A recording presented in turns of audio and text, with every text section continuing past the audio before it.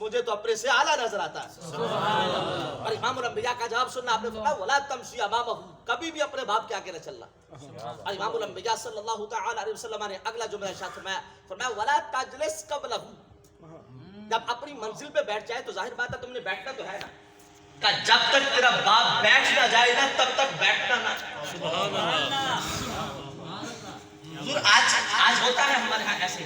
پہلی بات تو یہ ہے جہاں پہ نوجوان بیٹھے ہوں باپ کو اجازت، فرض باپ آج خود نوٹس لے کر آ جائے میں دیکھ تو لوں کہ آیا کون ہے، تو ہمارے جو دوست احباب ہوں گے نا وہ ہمارے باپ کے استقبال میں کھڑے ہو جائیں گے، لیکن ہم نہیں کھڑے ہوں گے. ہم بیٹھ کے اپنے باپ کو سلام، اور بالفرض سلام اگر نہیں بھی دینے کو جی چاہنا تو ابا جی نے بیٹھا جائے، ابا جی تجھے اکیلا چلو.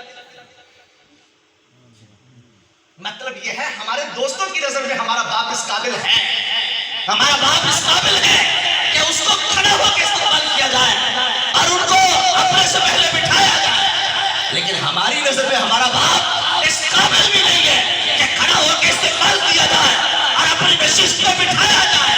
یاد رکھنا جس معاشرے میں اور معاشرے کی آنکھ میں اس کا باپ پہ وہ قائم ہو جائے وہ بیٹا معاشرے میں کبھی عزت اور مقام نہیں پا سکتا. اور بیٹے کو مقام و مرتبہ کبھی ملتا ہے جب وہ اپنے باپ کو لوگوں سے زیادہ اہمیت دے، اس لیے کہ باپ لوگوں کا نہیں، باپ تو وہ اپنا ہے. اور دیکھیے حضور علیہ السلام کیا ارشاد فرماتے ہیں، فرمایا ولا تجلس قبلہ، جب تک وہ بیٹھ نہ جائے تب تک بیٹھنا نہ. ہمارے ہاں عام طور پہ ہوتا ہے ہمارے مشائخ ہمارے اساتذہ تشریف لائیں تو ہم استقبال کے لیے کھڑے ہو جاتے ہیں، اور اس کو حضور شیخ الاسلام المسلمین خواجہ محمد قمر الدین صاحب سیالوی علیہ رحمہ اپنے ملفوظات میں یہ بیان فرما رہے ہیں. ایک نشست کے اندر سید زادے تشریف لے کے آئے، حضور شیخ الاسلام رضی اللہ تعالیٰ عنہ آپ سید زادے کے احترام کے اندر کھڑے ہو گئے. لوگ آگے بڑھے، لوگ ملنے لگے اور میرے حضور شیخ الاسلام بیٹھنے لگے تھے. جب دیکھا کہ یہ سید زادہ بھی بیٹھا نہیں ہے تو حضرت کھڑے بھی نہیں ہوئے، جس حال میں تھے نا اسی حال میں جھک کے کھڑے رہے. شاید میں سمجھا نہیں سکا اس بات کو، میرے حضور شیخ الاسلام سیدھے بھی نہیں ہوئے.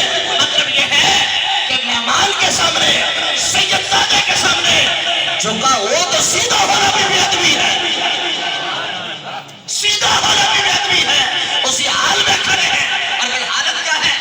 جب مریدین محسوس کیا نا کہ حضرت تکلیف کے اندر ہیں کہ آپ انتظار میں کھڑے ہیں، انہوں نے سید زادے سے سلام لینا بند کر دیا. سید زادے تشریف بیٹھ گئے اور میرے حضور شیخ الاسلام بعد میں بیٹھے. آپ سے سوال کیا گیا کہ حضرت آپ تشریف رکھتے کھڑے کیوں رہے؟ آپ نے فرمایا تمہیں نہیں پتا مہمان کا ادب یہ نہیں ہے کہ آگے دیکھ کے کھڑا ہوا جائے. فرمایا مہمان کا ادب یہ ہے جب تک بیٹھ نہ جائے گھر والا کھڑا رہے. لیکن آج ہمارا انداز ہے، ہمارا شیخ ہمارا استاد ہمارا پیر وہ آتے ہیں تو کھڑے ہو جاتے ہیں، وہ ابھی اپنی نشست پر براجمان نہیں ہوتے، وہ اپنی نشست پر جلوہ گر نہیں ہوتے، ہم ان سے پہلے بیٹھ جاتے ہیں. مطلب کیا ہے کہ ہم پھر رسم ادا کرتے ہیں، ہم ادب نہیں کرتے. ادب کرنے والے اور ہوتے ہیں، رسم والے اور ہوتے ہیں. اور امام الانبیاء صلی اللہ تعالی علیہ وسلم کا فرمان سنیے کتنا حسین تھا. میرے آقا نے ارشاد فرمایا ولا تجلس قبلہ، جب منزل پہ پہنچ جائے جب تک تیرا باپ بیٹھ نہ جائے ورنہ تب تک بیٹھنے کی کوشش نہیں کرنا. اور تیسرا حکم تو میرے آقا کا بڑا حسین تھا، فرمایا ولا تدعوا باسمہ، کبھی بھی اپنے ابا کو نام لے کے آواز نہ دینا. آج باپ کو نام لے کے بیٹا نام لے کے آواز دیتا ہے. پیر صاحب پوچھو تیرا پتر ہو کے تو نام میں کہتا ہے کہ ساڑھے کردہ ماحول فرینکلی میرے نال بیٹھے ہو ایسے ناراض تھے نہیں ہے، اس لیے کہ آج وہ پہلی ملاقات ہے آپ سے میری. آہستہ آہستہ میں سمجھ جاؤں گا آپ کے مزاج کو. دیکھیے نا کہ پیر صاحب پوچھ رہے ہیں کہ کیا مسئلہ ہے، اس نے آپ کو ڈیڈی نہیں کہا، ابو نہیں کہا، پاپا نہیں کہا، تو کہتے ہیں کہ ہمارے گھر کا ذرا ماحول فرینکلی ہے. اور یاد رکھیے گا پہلے ہمارے بزرگ یہ تو ہمارے گھر کا ماحول ہوتا تھا نا، بیویاں اپنے شوہر کا نام نہیں لیتی. اس کا مطلب کیا تھا؟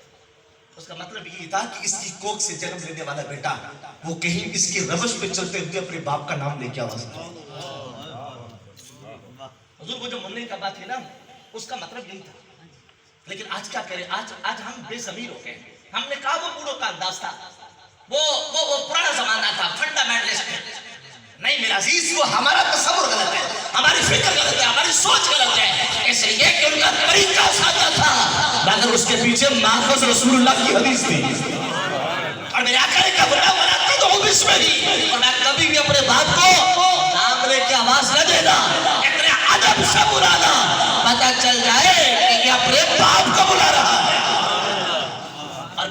کا اسی فرمانے علی شان کا جو چوتھا جز ہے وہ تو اس سے بھی کہیں زیادہ عظیم ہے. میرے آقا فرماتے ہیں وَلَا تَسْتَقِمْ لَهُ، فرمایا زندگی میں کبھی وہ کوئی ایسا کام نہ کر جانا کہ کام تو کرے لوگ کاریاں تیرے باپ کو دے،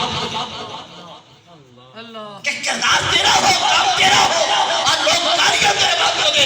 فرمایا ایسا کام نہ کرنا، بلکہ ہمیشہ وہ کام کرنا جس کی وجہ سے تیرے باپ کا سر جھکنے کی بجائے فخر سے تیرے باپ کا سر بلند ہو جائے.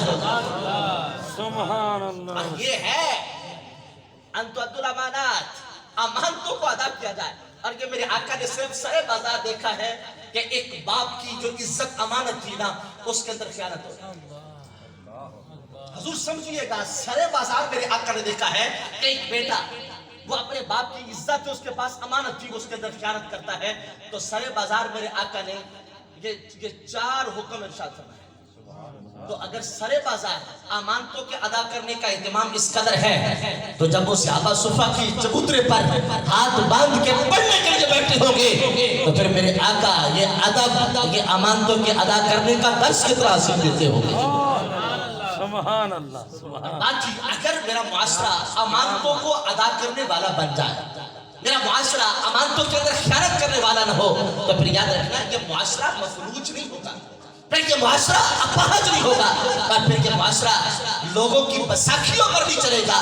پھر یہ معاشرہ اس قدر مضبوط و مستحکم ہو جائے گا کہ پھر خالق کائنات اس کو پچھلی صفوں کے اندر نہیں بلکہ اس کو اسلامی معاشرہ بنا کے مقتدی نہیں مقتدا بنا دے گا.